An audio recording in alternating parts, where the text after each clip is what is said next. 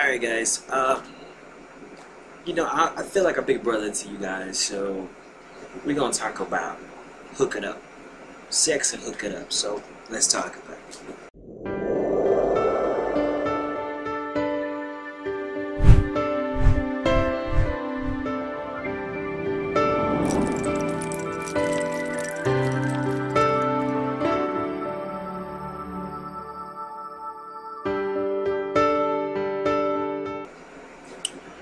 Uh, I'm not gonna be a hypocrite.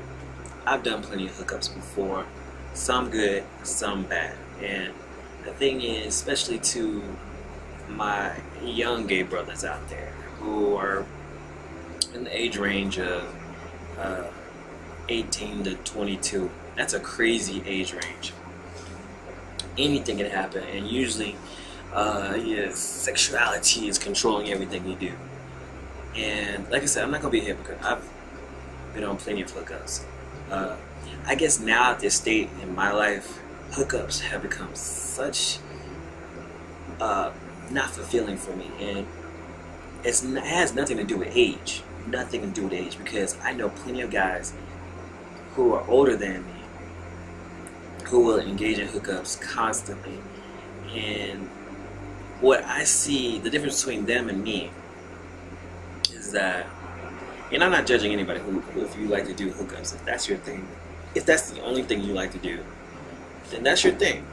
But what I'm observing is that it begins to emotionally handicap people from engaging in actual real relationships. If your ultimate goal is to find somebody to love, if your ultimate goal is to find a relationship, then hooking up should not be your main focus all the time.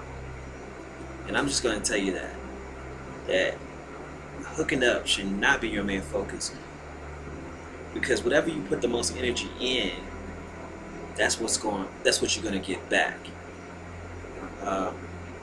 Whatever you feed the most, whatever you feed into the most, you're going to get that return. That's just the promise of the way the universe works. So if you spend a lot of time trying to meet guys for hooking up, and it's very addictive because it's so easy to do. I mean, we all have apps. I have apps on my phone right now, but usually I just get on there and talk to guys, and I let them know I'm not going to go over your house if I've never met you. A lot of these guys don't have face pics. All they want to do is show you their six-pack or their ass or their dick, and they expect you to come over and share an intimate or a sexual moment with them. And it's a waste of energy, because sexual energy is very powerful.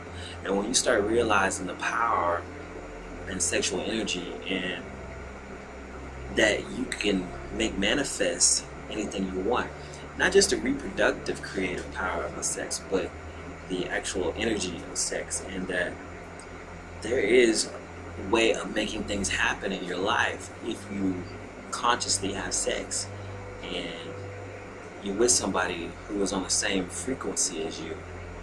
You can make things happen, good things happen in your life as well. You can also create very negative things if you are in a bad state of mind and you're engaging with the wrong person. So you have to be really conscious about who you want to share your energy with. When it comes to hooking up, though, I just saw on Facebook a friend of mine who was talking about a gay friend of his was found dead at a hotel. And this happens more often than not. And it sounds kind of suspect. They don't have any details on it. But it happens a lot where somebody goes to a hotel and they end up dead. And I don't want that to happen to anybody that I know. I don't want that to happen to any of my friends, any of my followers, or any of my YouTube subscribers that comment on my videos. I don't want that to happen to you guys. So you really have to be conscious of who you're sharing your energy with, because you don't know who these people are. You don't know if they're homophobic, especially if they don't want to meet you in public. what is wrong with the person that they can't meet you in public? If you say, hey, why don't you meet me at a bar first or whatever, let me get to know you. That gives you time to kind of get a read on the person. And even then, you may not know that person anymore. But it gives you time to think. It gives you time to put up a red flag if you need to. So before you go to somebody's house and put yourself in a situation where you may not be able to get out, and it doesn't matter how tough you are, it doesn't matter how big and bad you think you are, anything can happen. You know what I mean? Because, I mean, people can put stuff in the drink, they can expect more. I've done some really stupid things. And if you watch my videos, I've shared some stuff. I've done some really stupid things growing up, and just innocently thinking somebody had my best intentions, and at the end of the day, they didn't. So, and then most of them happened because I was following through on a hookup. So, guys, just be careful.